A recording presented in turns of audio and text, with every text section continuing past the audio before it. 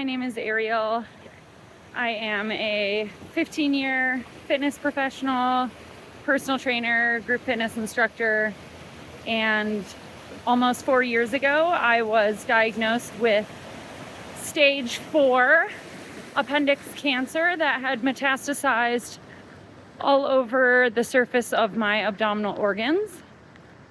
And I have done both Western medicine treatment, including 25 rounds of chemotherapy, multiple abdominal surgeries, including high pressure chemotherapy straight into my abdomen. I've also done a slew of natural holistic medicine treatment, some of which I continue to do now as I am continuing my healing journey. I'm currently off of most Western medicine treatment for cancer. And, I get asked a lot, what I feel like worked for me. The majority of folks who I know with similar diagnoses are we all struggle in different ways, and many struggle with recurring bowel obstructions, pain, infections, issues from treatment itself. And so, I'm doing fairly well. I've struggled in my own ways, but overall I feel strong and healthy and vibrant. I'm going to school to become a massage therapist, and one of the things folks ask me is what worked for me and what do I feel like worked the best. And it's really hard for me to answer that question simply because I have tried so many things. But one kind of overarching theme that comes back for me about the way that natural medicine works and holistic medicine works and food as medicine is it's like your body. If you imagine your body like a garden box, and you have this cancer that grows, so these weeds that grow in your garden box, for whatever reason, the soil in your garden box allowed that weed to grow.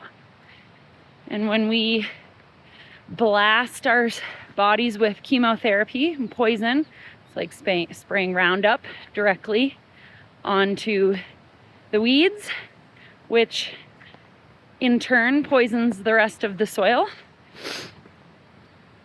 It can get the weeds to go away, but again, we haven't changed the soil. So it's still the same soil that grew the cancer in the first place. In fact, now it's poisoned with Roundup, so potentially even weaker, right? Our immune system gets weaker when we poison it with chemotherapy. We can cut it out. We can do surgery. We can cut the tumors out, right? So we can dig those weeds out. Again, we haven't changed the soil. We haven't changed the ecosystem where weeds were growing. And not saying those are bad ways to go, especially if it's aggressive and it's fast growing and it needs to get out of there. I'm a person who used both of those treatments, so I can't speak poorly about them. However, the Western medicine model doesn't ask the question, why? Is my body an ecosystem where cancer is thriving? And how do I change that so cancer doesn't want to continue to grow in my body? How do I get it so these weeds stop growing in my garden box? And that's where natural medicine comes in, and natural, more holistic medicine, food as medicine. It's not a one and done thing. It's similar to taking one scoop of soil out and putting one good scoop in, one bad scoop out, one good scoop in. And every time you choose to eat in a certain way and choose to hydrate in a certain way and choose to move your body. And these small changes, these lifestyle changes that you make, you take food and supplements and herbs that nourish your immune system and give your body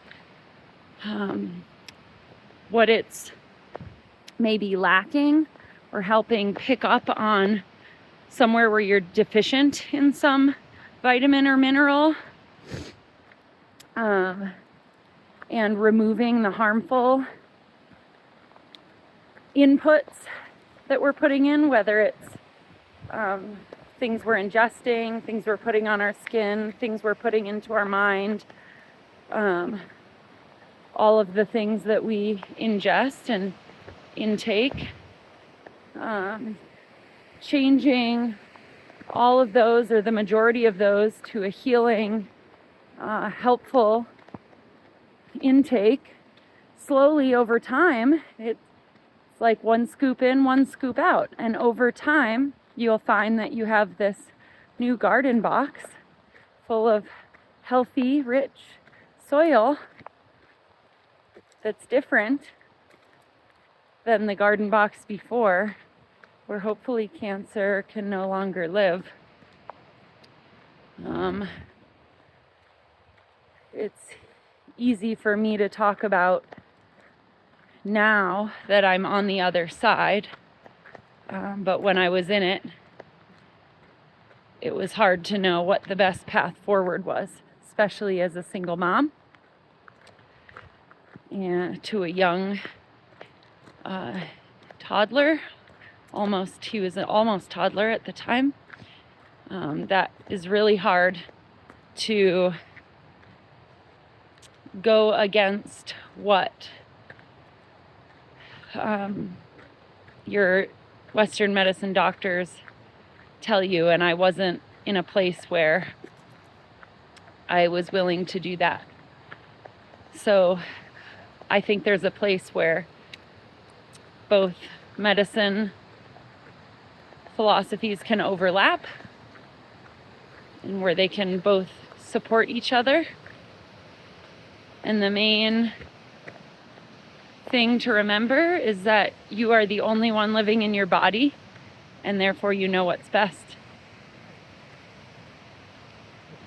You don't need a medical degree to know what's best for your body. That's all for now.